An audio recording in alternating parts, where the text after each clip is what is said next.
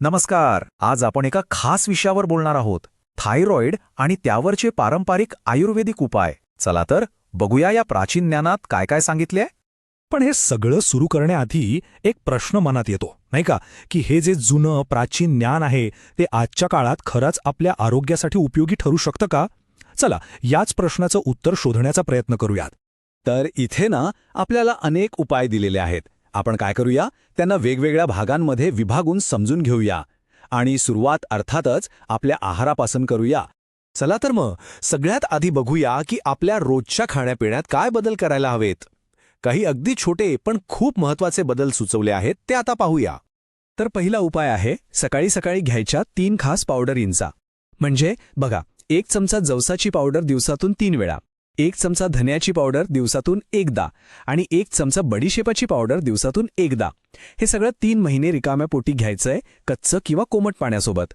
आता हा आकडा जरा लक्षात ठेवा, 20 मिलीलिटर.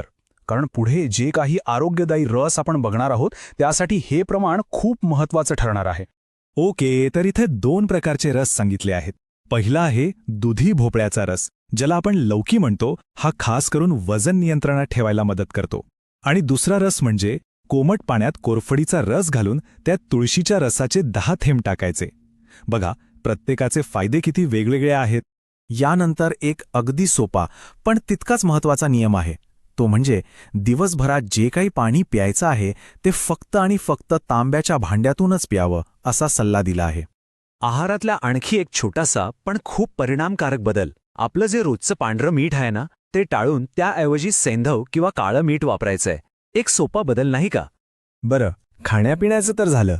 आता वळूया एका खूप महत्त्वाच्या गोष्टीकडे, आणि ती म्हणजे प्राणायाम. आपल्या श्वासात किती ताकद आहे ते आता बघूया. सगळ्यात पहिला प्राणायाम आहे अनुलोम विलोम. म्हणजे एका नाकपुडीने श्वास घ्यायचा आणि दुसऱ्या नाकपुडीने सोडायचा. हे रोज फक्त 7 मिनिटं करायचं आहे. त्यानंतर दुसरा प्राणायाम आहे उज्जयी. याला ओशन ब्रेथ असंही म्हणतात, कारण श्वास घेताना एक समुद्राच्या लाटांसारखा आवाज येतो. हे रोज 10 मिनिटं करण्याचा सल्ला दिला आहे. आणि तिसरा आहे कपालभाती. हा सुद्धा रोज 10 मिनिटं करायचा आहे. पण इथे एक महत्त्वाची गोष्ट लक्षात ठेवायची आहे. हे तिन्ही प्राणायाम सकाळी आणि संध्याकाळी, म्हणजे दिवसातून 2 वेळा करायला सांगितले आहेत. आत्तापर्यंत आपण खाण्यापिण्याबद्दल आणि प्राणायामाबद्दल बोललो.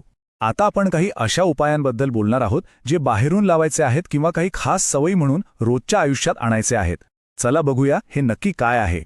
हा एक खूपच वेगळा उपाय आहे सकाळच्या लाळेचा.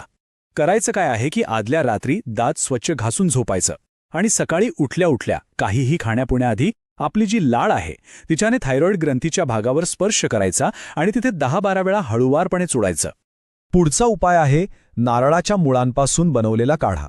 यासाठी नारळाच्या झाडाच्या साधारण पेनच्या आकाराच्या 4 मुळ्या घ्यायच्या, त्यांचा काढा बनवायचा आणि तो सलग 21 दिवस दररोज संध्याकाळी प्यायचा. आता हा एक लेप आहे जो रात्री लावायचा आहे. यासाठी काय करायचं तर मुठभर वारुळाची माती घ्यायची आणि त्यात मुठभर कडुलिंबाची पानं मिसळायची. हे मिश्रण शिजून घ्यायचं आणि ते कोमट असताना थायरॉइड ग्रंथीवर लावायचं. हे सुद्धा सलग 21 दिवस करायचं आहे. आता रात्री करायचे काही इतर विधी बघूया. पहिलं म्हणजे थायरॉइडच्या भागावर 30 मिनिटांसाठी गरम ओलं सुती कापड ठेवायचं. दुसरं, रात्रभर थायरॉइड ग्रंथीला स्पर्श होईल असा एखादा सोन्याचा दागिना घालायचा. आणि तिसरं, आंघोळ करताना तोंडात कोमट पाणी धरून ठेवायचं. असं म्हणतात की यामुळे ग्रंथी सक्रिय होते. बरं, हे सगळे उपाय तर आपण बघितले, पण आता आपण येतोय या सगळ्याच्या मुळाशी, सगळ्यात महत्त्वाच्या भागाकडे. कारण हे सगळे उपाय आपल्या संपूर्ण जीवनशैलीशी जोडलेले आहेत. चला बघूया ती जीवनशैली नेमकी कशी असायला हवी. तर बघा, आपल्या आरोग्याचा खरा पाया ही आपली जीवनशैलीच आहे. म्हणजे तणावमुक्त जीवन जगणं, पुरेशी झोप घेणं, नेहमी आनंदी राहण्याचा प्रयत्न करणं, आपल्या दिनक्रमात योग, प्राणायाम आणि ध्यानाचा समावेश करणं आणि अर्थातच चांगला निरोगी आहार घेणं. या सगळ्या गोष्टी मूळ कारणांवर काम करतात. आणि या सगळ्या उपायांबद्दल एक खूप मोठा दावा केला गेला आहे. असं म्हटलं आहे की हे सर्व नियम पाळल्यास फक्त 3 महिन्यांमध्ये कोणत्याही प्रकारचा थायरॉइडचा त्रास 100% कमी होईल.